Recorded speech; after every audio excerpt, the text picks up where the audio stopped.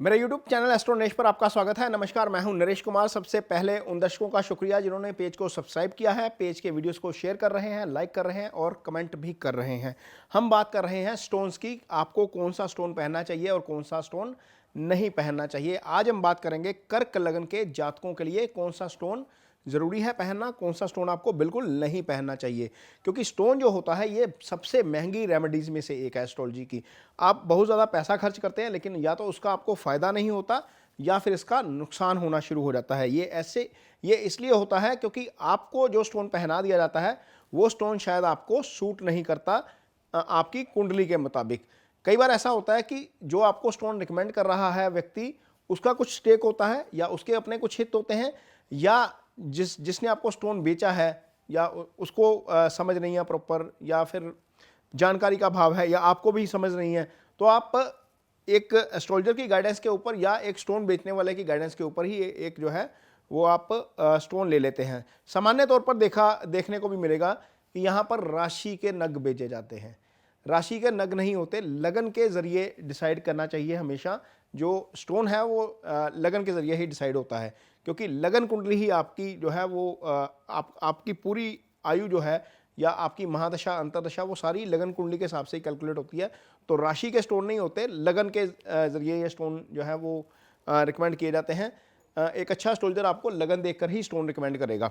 तो आप सबसे पहले कर्क जो लगन है आपका, उसके लिए कौन सा स्टोन पहनना चाहिए जो पूरी उम्र में आप पहन सकते हैं। पूरी उम्र यानी कि आप किसी भी उम्र में वो स्टोन पहन सकते हैं, आप ताउम्र पहने रख सकते हैं।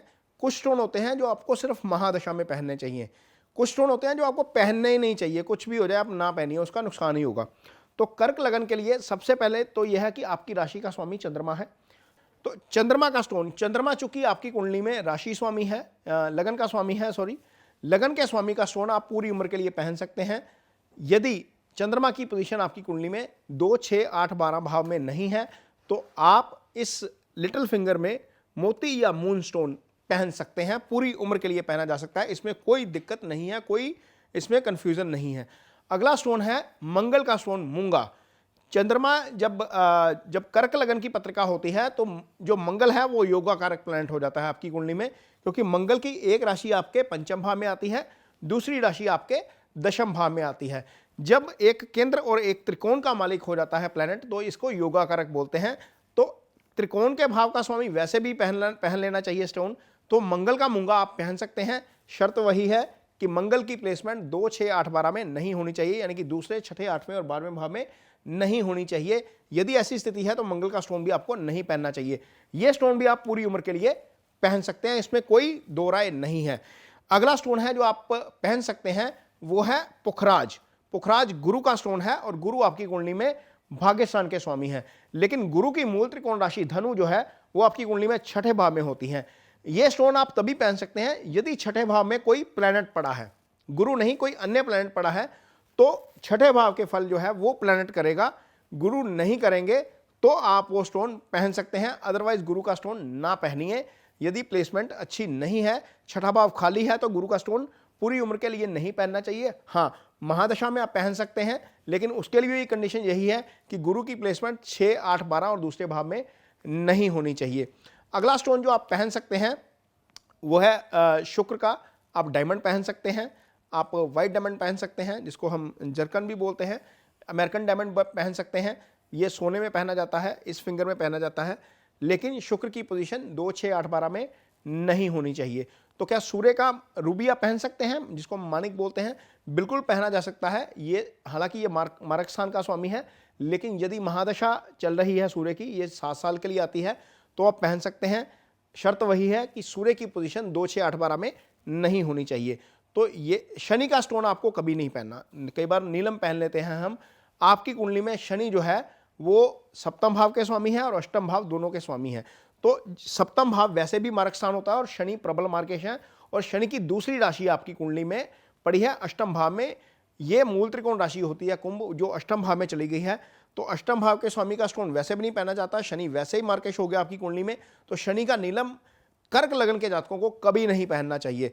दूसरा स्टोन जो आपको अवॉइड करना है वो है बुध का पन्ना।